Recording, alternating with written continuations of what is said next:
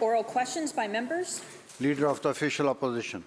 Thank you, Mr. Speaker. Mr. Speaker, after 7 years of NDP government, we now have the most unaffordable housing prices in North America and the most expensive rents in all of Canada.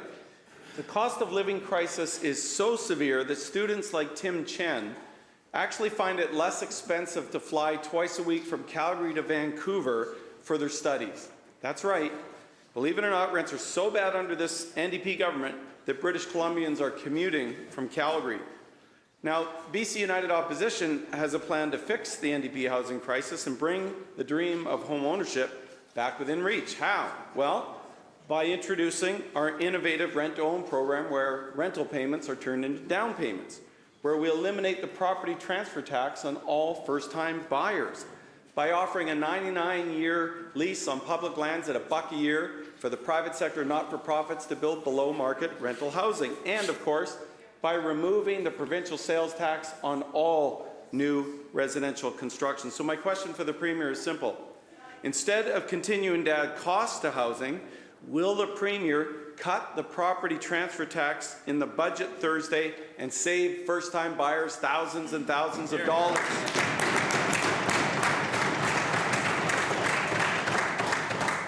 Mr. Premier. Thank you.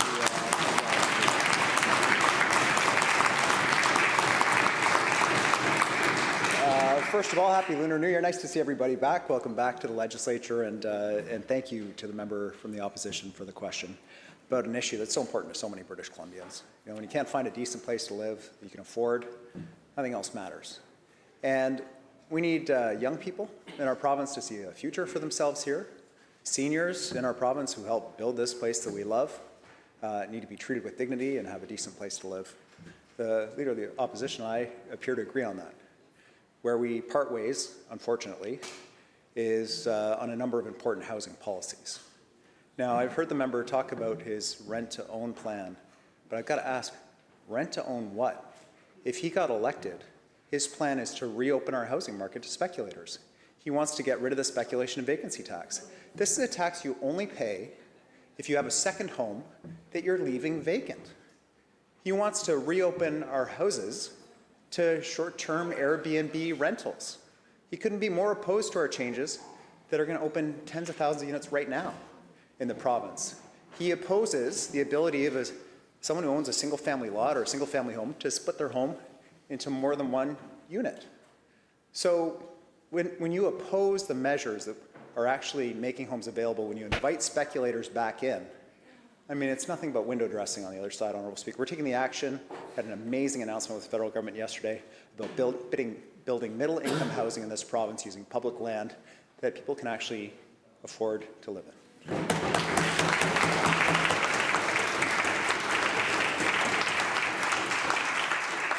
Leader of the Official Opposition.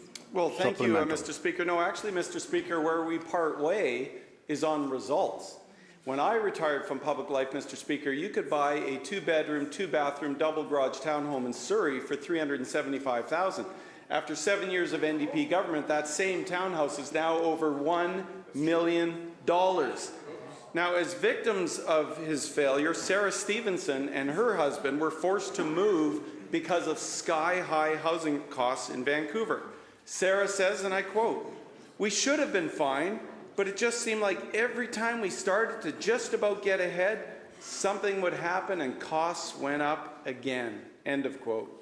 Well, I can tell you, Mr. Speaker, that's why BC United will fix the housing crisis with innovative solutions like rent-to-own to give people hope again.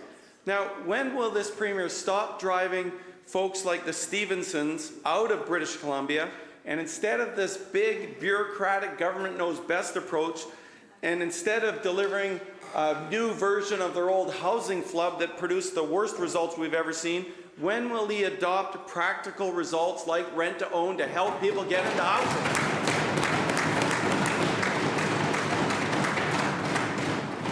Premier. Well, thank you, Honourable Speaker. You know, I sat on that side of the House, Honourable Speaker, and raised the issue of speculators in our housing market over and over and over again. What did they say when they were on this side of the House? They said, oh, move to Fort St. John if you can't afford life in the Lower Mainland. That was literally what the Premier at the time told British Columbians on behalf of the party that member used to sit with. Well, we're not doing that, Honourable Speaker. We're saying school boards, hospitals, local governments, First Nations, you have land. We're going to provide the financing, the expedited approvals. We're going to build the housing that people can actually afford. And I agree, results are important. We have 15 times more housing underway than when Mr. Falcon, or when the Leader of the Opposition sat on this time. If only he had been interested in building housing, purpose-built rental construction is up 878% under our government. Housing starts for people living at a record high, up 86% since the BCUP leader sat on this side of the House, Honourable Speaker. And we know we got more to do. And I just have to say the word student housing. I know that side's going to go crazy because we built nearly 8,000 units of student housing we've got underway or open for students. How many did they do? 130 in 15 years, Honourable Speaker.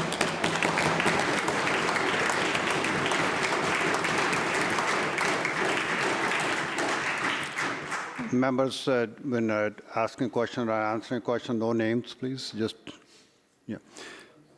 Leader of the Official Opposition, second supplemental. Thank you, Mr. Speaker. So, Premier, this is what it's come to. As you enter your 8th year in government, once again we hear a promise of 150,000 units to come. Well, here's the problem. They made a similar promise in 2017. 114,000 affordable housing units were supposed to be built in 10 years, and what did we get? 16,000 affordable units. 20% started under the BC Liberals, now BC United. So, forgive me if I have some problem expecting and hoping that something might be coming in the future. People want results now. That's the problem. Now, for the past 2 years, Mr. Speaker, the Gendo Asian Art Foundation in Richmond has collected community votes to name the Chinese Character of the Year.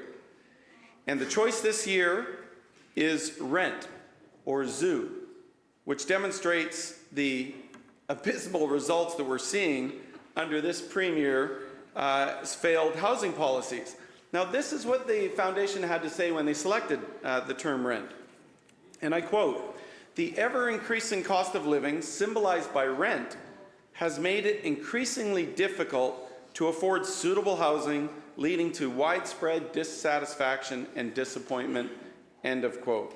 So what the Premier and the NDP have never understood is if you want to make housing more affordable, you have to make it less expensive. And instead of offering more excuses and finger-pointing, will the Premier at least admit to one measure he can take to make housing more expensive in the budget and eliminate the provincial sales tax on all new residential housing in British Columbia?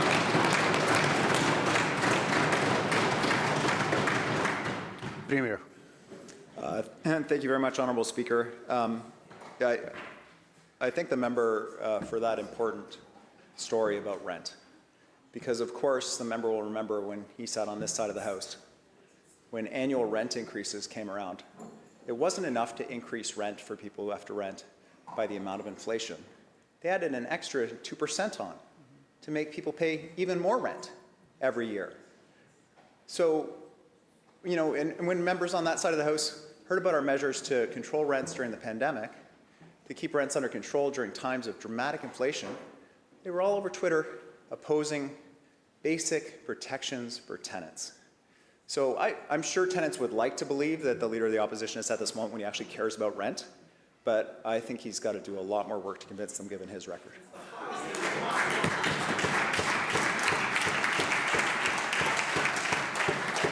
Member for Kamloops North Thompson.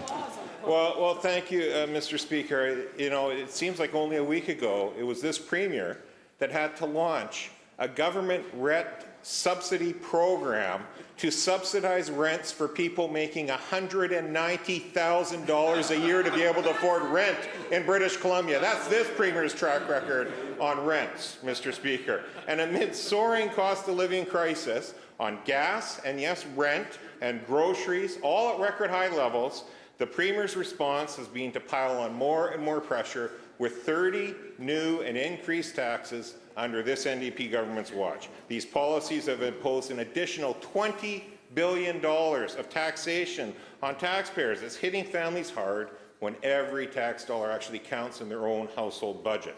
This government is always taking more from people, never giving more back to people. So again, with family budgets stretched to the maximum, will the Premier finally listen to the official opposition and remove the carbon tax on home heating today?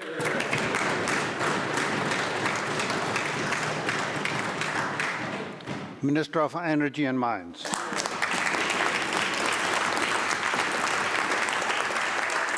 Thank you, Mr. Speaker, and thank you to the member for the question, because there's no doubt that people are struggling with the costs of gas prices, yes, but the cost of housing. And absolutely, housing has been the single largest contributor to the cost to inflation over the past year, and that's a stat that's released by Statistics Canada. Mr. Speaker, this government is working hard to keep life affordable for people, reducing childcare rates, bringing back money on ICBC, providing a rebate on BC Hydro bills, and we're going to stay focused on that, Mr. Speaker, because we know at the end of the day, that's what counts for families in British Columbia. They want to know that they've got a government at their back. That is this government. We are going to continue to work hard for people, and we won't stop. Thank you.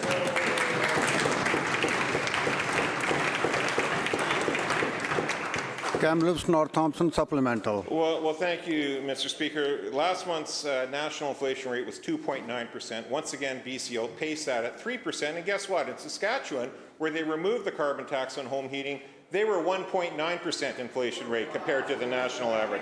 That is real results for homeowners, Mr. Speaker. Every single hollow announcement from this Premier has utterly failed to provide relief for families. Half of British Columbians are $200 away or less from not being able to pay their bills at the end of every month. People actually need a break from the 30 new and increased taxes that this NDP keeps hammering them with. They need to get out of people's pockets and let them keep some more of their own money. That's why they could start by getting rid of the provincial fuel tax to put some of that money back in, 14.5 cents a litre every time you go to fill up your car. Again, will the government commit today that eliminating the provincial fuel tax is something that will happen in tomorrow's budget? Minister of Housing. Yeah, thank you so much, Honourable Speaker, and no doubt about it. The member talked about inflation. The member talked about the challenges people are facing. We understand that, Honourable Speaker, and we know housing is a major challenge. We have seen a significant amount of people come to British Columbia to make this place home. We welcome everyone, but we need to ensure we have housing available. Now, the Leader of the Opposition spoke about their so-called housing plan. And what I didn't see in the housing plan, Honourable Speaker, was anything to increase supply. In fact, I went out to look to see what people were saying about their housing plan, and I found that they said nothing. Members. People are saying nothing. People are not seeing this as a real housing plan, Honourable Speaker. In fact, the only person that I've seen comment is Sir Somerville from UBC, who's a housing economist, who said, well, you know what, there's nothing more that BC United can do on supply of housing that the NDP has not already done, Honourable Speaker.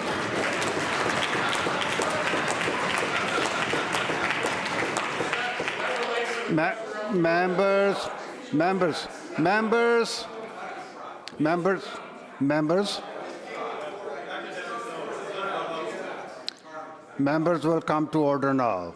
Members. Minister will continue. Thank you, Honourable Speaker. So we certainly know that there's challenges when it comes to finding affordable housing in British Columbia. That's why we've launched a historic program in BC Builds, which will see us use government lands, government financing to ensure that we have affordable housing for people in British Columbia. I'm glad that the federal government saw that this is the way forward, providing $2 billion in financing. And now, in fact, we're going to see provinces across the country adopt measures that we're doing here in British Columbia. We're proud of the work we're doing. We have a lot more work to do, Honourable Speaker.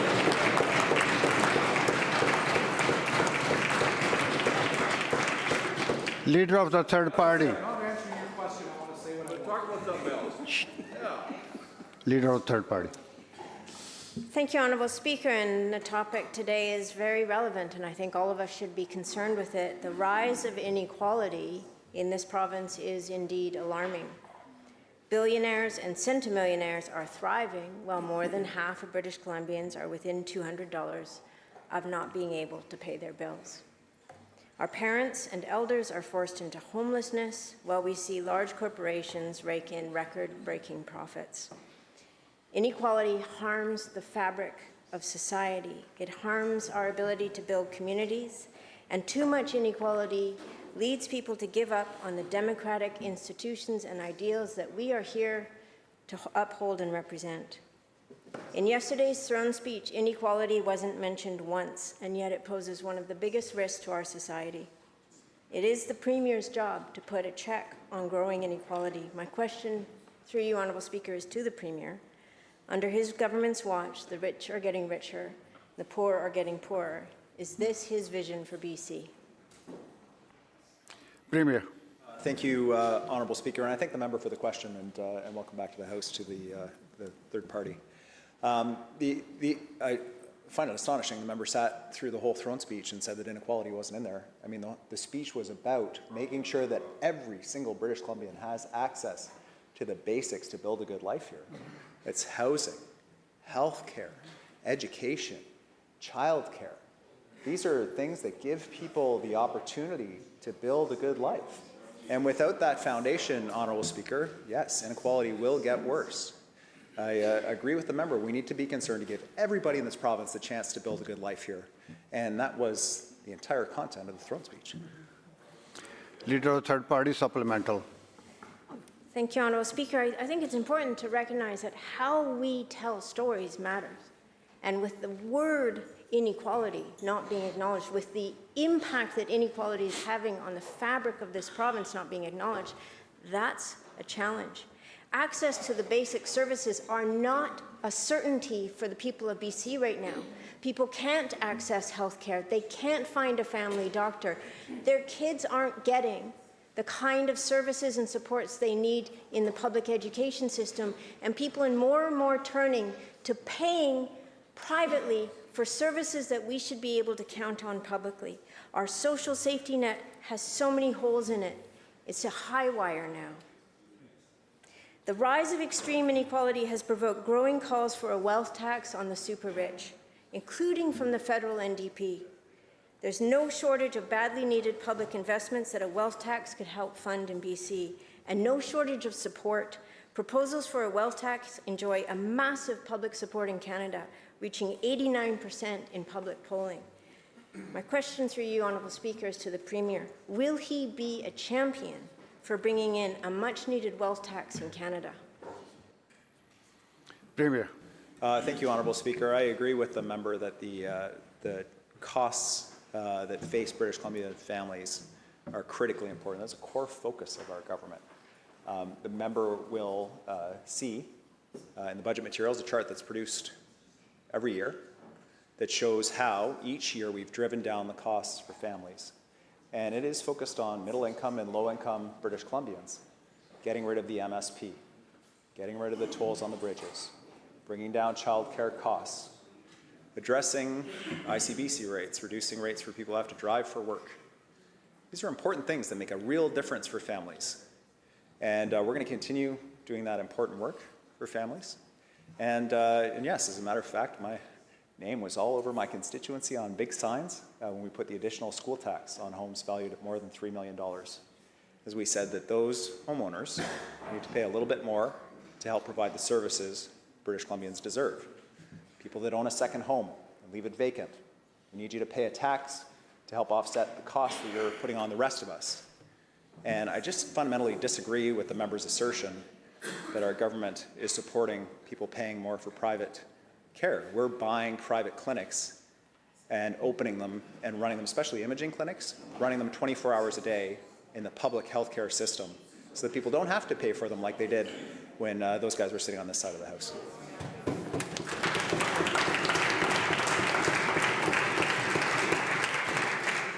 Leader of the Fourth Party. Thank you, Mr. Speaker, and my question is through you to the Premier. The Premier and this government has indicated that they were interested in changing the Land Act to allow for joint decision-making. Now, I understand that the government has indicated that they do not plan to bring this forward this spring, but that they do plan to do consultation, which means they're planning to bring it on after the next election. Mr. Speaker, shared decision-making has been something we have done in this province for many years now. Accommodating, dealing with First Nations is not perfect, but there are many things that have been done. I personally signed 435 agreements with First Nations during my time in government. So my question to you, Mr. Speaker, through you to the Premier is this. With the amount of pushback that is coming on the land issue, with the concern that we're hearing from the forest sector, from the agriculture sector, from all the resource sectors, from people who access the back country, is it this Premier's plan to do consultation and then bring in a change to the Land Act should BC have the misfortune of another NDP government after the next election? Minister of Water, Land and Resources Stewardship.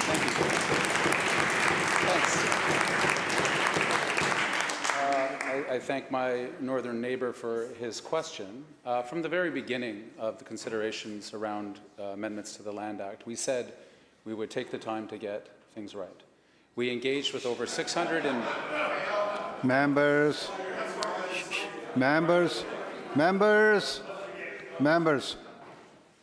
We Minister will continue. We engaged with over 650 groups and leaders representing tens of thousands of British Columbians, from the natural resource sector, from the fishing and hunting sectors, and on down the list. We heard three principal things from them. One is they did not want to return back to the days of conflict and courts that were expensive for everybody and did not advance this province. They wanted reconciliation to work. And thirdly, they asked that the timing and the pace of these particular changes needed more space, more conversation. This might be a foreign concept to my friends across the way. We actually, two things we dealt with in this issue is one, to deal with the facts, not the misrepresentation of facts that were done.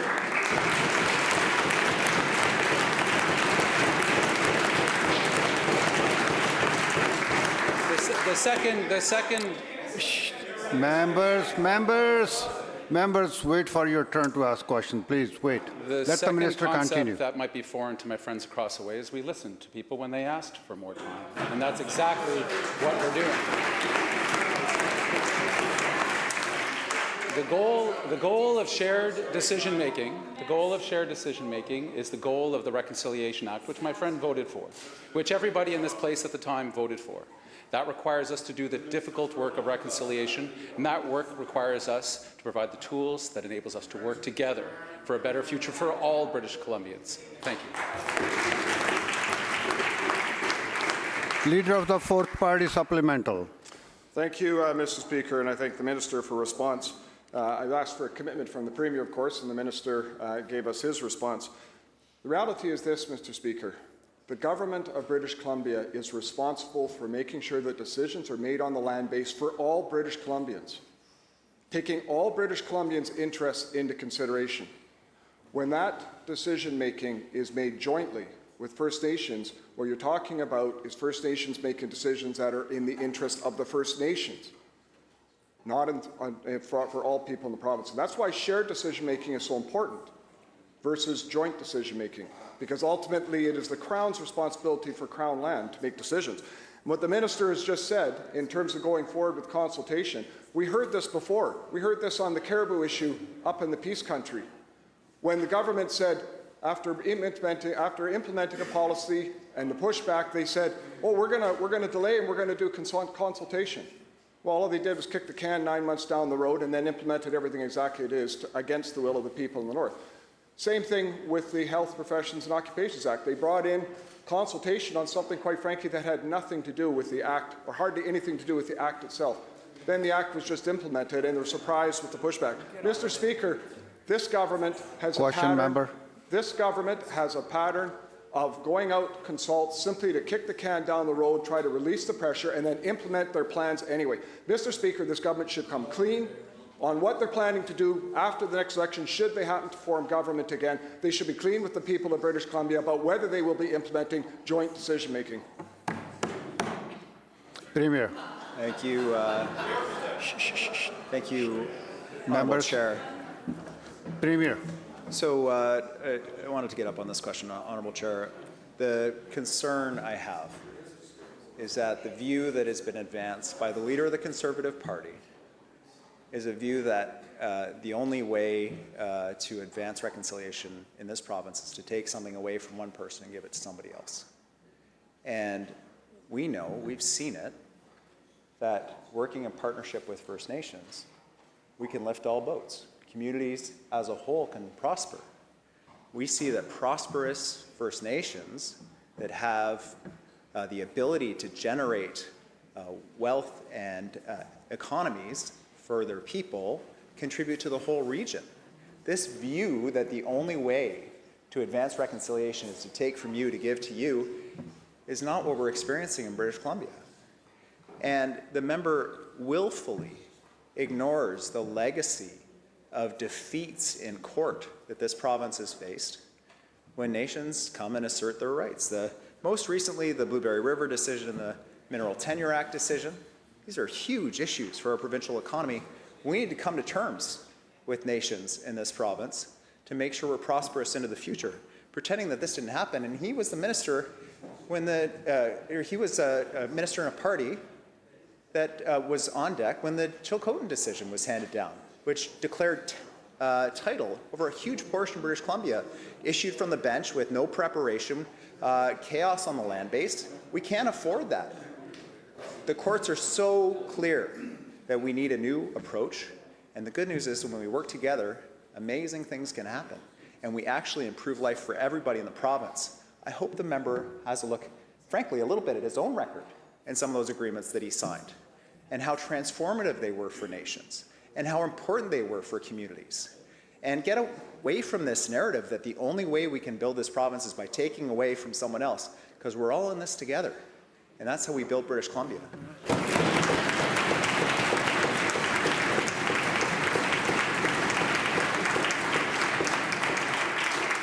Member for Skeena.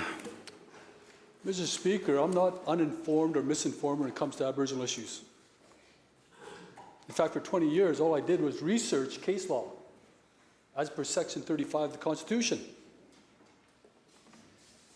In terms of the Land Management Act, that was not reconciliation. You actually pitted natives against non-natives for political purposes. The media had to track this down and disclose this to the public. In fact, if it wasn't for the BC United Party going to do town halls to try to explain, we don't know what it's about, people wouldn't have had their voice. In fact, if anything, it should have been the NDP doing those town halls in 87 ridings all across BC. That's what consultation is. And by the way, if you had stuck to your word in UNDRIP, you closed UNDRIP with a statement saying that it would be based on Section 35 of the Constitution and the pursuant jurisprudence. Well, the case law says that you have to consider society as a whole. How do you think LNG was achieved? There's no animosity against First Nations for that. How do you think forestry was achieved? Peace in the forest. There was no animosity because nobody was scared. They understood it. And at the same time we were doing that, we uplifted First Nations and made BC stronger. Those 450 agreements we're talking about that the BC United Party signed as the BC Liberals, I was sitting on the other side of that table. So to claim that somehow I'm uninformed, this chaos that you've created is all across BC, not just with non-First Nations, but you did it to Blueberry and Doig River, who are taking BC to court for breaching every single principle of Aboriginal rights to title case law.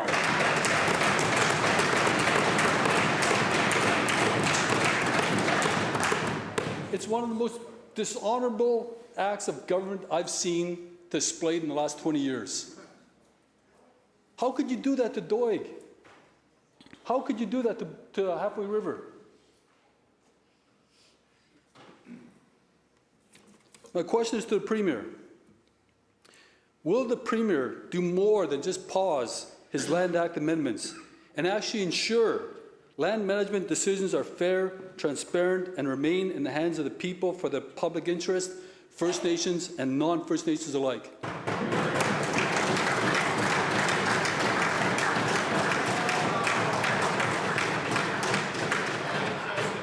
Minister of Water and Land. Thank you very much, Mr. Speaker. I thank. We showed respect and listened to the question. I show respect. Please, Thank you members, to my friend from Skeena. members. I listened Please very continue. carefully to his question. We've known each other a long time. The intent of the Declaration Act, the intent of the work that we need to do together, I think he would agree. I greatly respect his experience, not just for his nation, the Haisla Nation, but in this broader conversation, it's an important voice to contain. He also well knows the legacy with respect to the numerous court cases that the province over time has consecutively lost. We don't need to enumerate them all, there are many. They have led to, I would argue, uncertainty with respect to industry. They have led to tensions between communities at times. What I would suggest that our ability to walk together when it comes to the Land Act or other acts that we've amended, the Environmental Assessment Act, Child and Welfare, the list goes on, is going to be very determined on the will and the spirit that we bring to this conversation. I would say that what a harmful comment is that was insinuated by the leader of the Conservative Party, suggesting that when we do that work together with First Nations people, that somehow brings down the interests and efforts of non-Indigenous people in this province. That is a false narrative, is one that we reject. To the betterment of all is a declaration and a vision of the nation whose territory I live in. I believe in that. I believe in their efforts to do that, as I believe in Indigenous governments when they engage with the province and use the tools that we are enabled to do under the Declaration Act to come to agreement, to avoid the conflicts, to avoid the courts, and to provide the predictability and the certainty that First Nations, industry, and our broader communities are looking for. Thank you, Mr. Speaker.